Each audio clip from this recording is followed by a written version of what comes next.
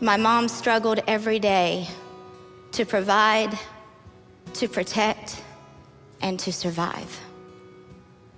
It was said on any given day that you might see my mom in the neighborhood, knocking at the doors, humbling herself, begging for food for her children, and maybe even a place for shelter for the night.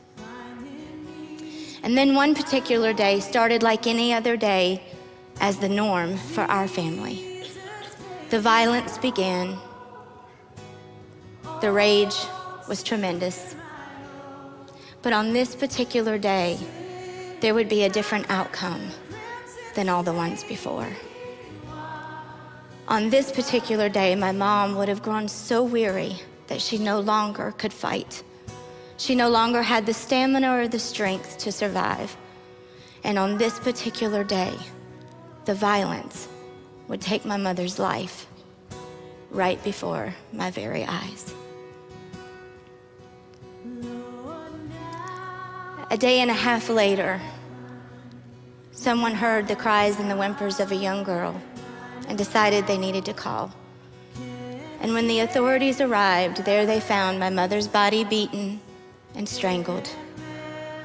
And over in the corner, they found an abandoned little girl shivering, fearful to be touched, but oh, so desperate to be loved and rescued. I was immediately taken into custody, and I became a ward of the state and placed into foster care. I had several placements, and if you were here last night, you heard Judy share, there are some really good placements, and there's some really bad placements. Can I just interject right there? Folks, we need Christian foster families to stand up. There are broken children, hurting children that simply need the love of Jesus poured out on them. My soul to sing, my lips shall still repeat.